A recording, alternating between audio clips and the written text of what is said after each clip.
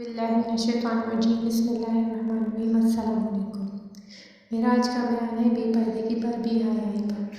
بے حیائی اور آوارگی نسلوں کی تباہی اور بربادی کا سبب بنتی ہے، جبکہ اللہ تعالیٰ نے قرآن پاک میں عورتوں کو حجاب کا حکم دیا ہے۔ حجاب کا مطلب یہ ہے کہ عورت پورا بدن یوں ڈھانپے اور چھپائے رکھے کہ جب وہ کسی غیر محرم کے سامنے آئے تو اس کے سراپا کو دیکھ کر اس کے قد و قامت اور صحت مند یا معمولی جسامت کا تو اندازہ ہو، مگر اس سے زیادہ اس کے نسوانی جسم کی کوئی معلومات دیکھنے والے کو نہ ملے، اور نہ اس کا دماغ شیطانی خیالات کے امگاہ میں بنے، اور نہ وہ جذبات و خیالات کی نگاہوں کے زنا کا مجرم بن سکے۔ عورت بے حیا اور بے حجاب ہو کر غیر محرم کو زنا کرنے کا موقع فراہم نہ کرے۔ جب عورت اپنا چہرہ دکھلاتی ہے اور اپنے بدن کی نمائش کرتی ہے تو شریعت ایسی عورت کو بے حیا کہتی ہے جو مردوں کو نظر بازی کی دعوت دیتی ہے اور ان کو زنا کرنے کا موقع فراہم کرتی ہے۔ یہاں کا تعلق ایمان سے ہے، بے حیا کا تعلق ایمان سے ہے۔ فرمان رسول کے مطابق شرم و حیا ایمان کا ایک شاخ ہے، گویا بے حیا عورت ایمان سے محروم ہو جاتی ہے۔ یہی بے پردہ عورت جب بن سنور کر اپنے حسن و زیبات کا مظاہرہ کرتی ہے اور مردوں کو دعوت نظارہ دیتی ہے، گھر سے باہر نکلتی ہے، تو اس کو شریعت اور آوارہ کہتے ہیں۔ یعنی یہ عورت ایسے تمام مردوں کو جذبات میں آگ لگاتی ہوئی جاتی ہے جو بالغ ہونے کے بعد بھی نکاح کی دولت سے محروم رہتے ہیں اور اپنے شہوانی جذبات کو قابو میں رکھنے کے جہاد میں مصروف رہتے ہیں۔ جب کسی سچی سنوری ہوئی جوان عورت کو ایک بالغ مرد دیکھتا ہے تو اس کی فطرت شہوانی خواہش میں شدید جاہلیت پیدا ہوتی ہے، وہ شدید ذہنی جذبات کا شکار ہوتا ہے۔ پھر شیطان اپنا کاروبار شروع کرتا ہے اور لوگوں کو دعوت دیتا ہے کہ آؤ اور ان غلط کاموں پہ لگو۔ نامحرم مرد اور عورتوں کو مسلسل ملاقات کا موقع ملے اور پھر تنہائی بھی میسر ہو جائے تو شیطان اپنا جادو جگاتا ہے اور آوارگی کا داغ دونوں کے دامن پر لگا جاتا ہے۔ تو یہ آوارگی مسلسل چلتی رہتی ہے، کسی مجبوری یا سہولت مہیا نہ ہونے کی وجہ سے اس پر روگ لگ جاتی ہے، یا تو اس شیطانی شہوانی فعل کا کوئی اثر عورت پر نہیں ہو پاتا، یا کبھی عورت قانون فطرت کے مطابق پھل دار درخت بن جاتی ہے۔ مرد کو تو اس شیطانی عمل سے کوئی نقصان نہیں پہنچتا، لیکن عورت زندگی بھر کے لیے بدنامی کا داغ بن جاتی ہے، اور اگر اس کو خودکشی کرنے کا متعلق معلوم نہ ہو کہ ایسا کرنے والا ہمیشہ ہمیشہ کے لیے جہنم میں جلتا ہوگا تو پھر وہ اپنی جان دے کر بے غیرتی کی آگ میں جلنے سے چھٹکارا پانے کی کوشش کرتی ہے۔ پھر حال میں نقصان عورت کا ہی ہوتا ہے۔ قدرت نے نسل انسانی کی فرائش کے لیے مرد اور عورت دونوں کے انداز شہوانی جذبات کو اتنا طاقتور بنا دیا ہے کہ ان پر قابو پانا مشکل ہی نہیں، ناممکن ہے۔ نسل کے لیے انسانوں کو حیوانی پرندوں اور ہر طرح کے کیڑے مکوڑوں میں یہ جذبہ شدید ترین پایا جاتا ہے۔ جس طرح دریا کے سیلاب کو آبادی میں داخل ہونے سے بچانے کے لیے باندھ بنایا جاتا ہے، اسی طرح اسلامی شریعت نے بھی اس طوفان سیلاب پر باندھ بنانے کا پختہ انتظام کیا ہے۔ نبی کریم فرماتے ہیں، اسلام میں شادی نہ کرنے اور مجرد غیر شادی شدہ رہنے کی اجازت نہیں ہے۔ رسول نے فرمایا، نکاح کے بعد بندے کا نصف ایمان محفوظ ہو جاتا ہے، اب چاہے وہ دوسروں سے نصف کی فکر کرے۔ عبداللہ بن مسعود کہتے ہیں، رسول اللہ صلی اللہ علیہ وسلم نے ہم نوجوانوں سے فرمایا، نوجوانوں، تم میں سے جو نکاح کی ذمہ داری ادا کر سکتا ہے اسے شادی کر لینی چاہیے، اس سے نگاہ کو قابو میں آ جاتی ہے اور آدمی پاک دامن ہو جاتا ہے۔ جو شخص اس کی طاقت کو نہ رکھتا ہو وہ روزے رکھے، روزہ اس کی شہوانی جذبات کو کم کر دے گا۔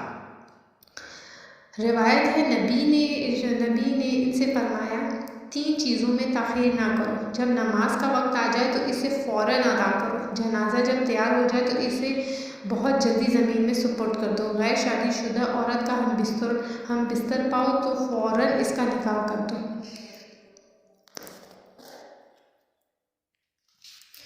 ایک طرف اللہ نے شہوانی جذبات کا طوفان پیدا کیا اور دوسری طرف اس طوفان کو باندھے رکھنے کا انتظام بھی کیا، لیکن اس دور کے بے دین ایمان سے محروم ہیں۔ کافروں اور مشرک جیسی زندگی گزارنے والے مسلمان نے اس سادہ اور آسان انتظام کو بھی اتنا مشکل بنا دیا ہے کہ شیطان کو اپنا کام کرنے میں بے انتہائی بے حیائی کو پھیلانے میں کوئی مشکل نہیں ہوتی۔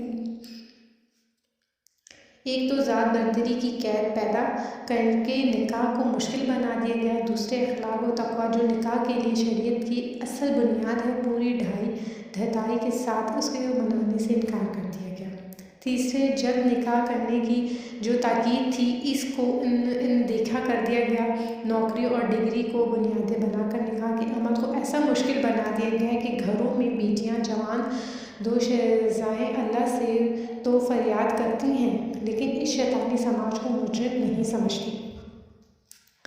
شریعت نے اس کی بھی باندھی لگائی ہے، مرد اور عورت ایک جگہ جمع نہ ہوں، مردوں کی محفلیں الگ ہوں، عورتوں کی محفلیں الگ ہوں۔ اس حکم کی پابندی میں مغل حکومت میں عورتوں کے لیے الگ بازار ہوا کرتے تھے، جہاں دکاندار بھی عورتیں ہوتی تھیں اور خریدار بھی عورتیں ہوتی تھیں۔ مسلم دور کی حکومت میں عورتوں کے حجاب اور باوقار انداز رہائش سے متاثر ہو کر غیر مسلمان عورتیں بھی پردے کا اہتمام کرنے لگی تھیں، جو حجاب تو نہیں کرتی تھیں لیکن ان کا جسم بھی سادہ لباس میں چھپا رہتا تھا۔ آنچل اور سینے پر پلوں کا شدید اہتمام کرتی تھیں، مردوں سے ان کی آنکھیں ملا کر باتیں نہیں کیا کرتی تھیں۔ یہ بے حیا حجاب مسلم عورتیں پہلے بے حیا بنیں، پھر آوارہ بنیں اور پھر بدکار بن گئیں۔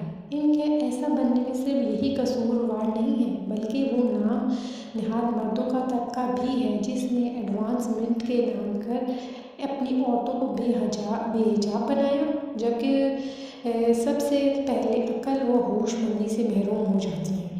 ان کے اندر سے اچھے برے کا فرق ختم ہو جاتا ہے۔ پانی ہمیشہ اوپر سے نیچے آتا ہے، نیچے سے اوپر نہیں آتا۔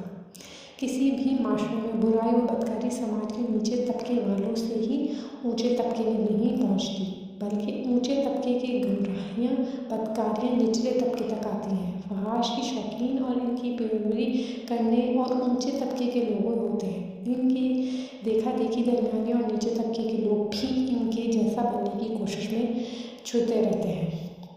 اچھائیوں کو تو نہیں اپناتے لیکن ان کی برائیوں کو ضرور اپنا لیتے ہیں۔ جن لوگوں کو اللہ نے سماج میں اونچا مقام عطا کیا وہ اپنی ذات سے درمیانے نیچے کے حصے میں رہنے والوں کو رہبر اور غلط راہوں پہ لگانے لگے۔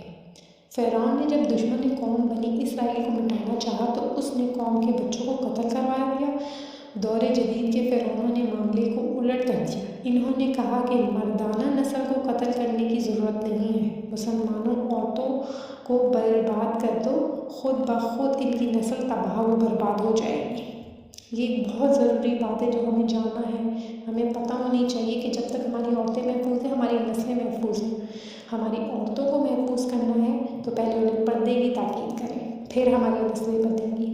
اور پوری دنیا دیکھ رہی ہے کہ صرف اپنے وطن میں نہیں بلکہ پوری دنیا میں مسلمان ملکوں میں عورتوں کو کس طرح گمراہی کا شکار ہو رہے ہیں۔ ایران جبکہ کبھی اسلامی ملک کہا جاتا تھا، وہاں کی عورتیں بے حجاب ہونے کے لیے احتجاج کر رہی ہیں، گویا اسلامی دشمن شیطانی طاقت پوری دنیا میں مسلم سماج کو تباہ و برباد کرنے پہ تلی ہوئی ہے، اور نادان بدکار عقل مند مسلمان اپنے دشمنوں کی سازشوں کو سمجھنے کے بجائے ان سے مقابلہ کرنے کی جگہ ان کے ہمراہ چلنے لگ گئے ہیں،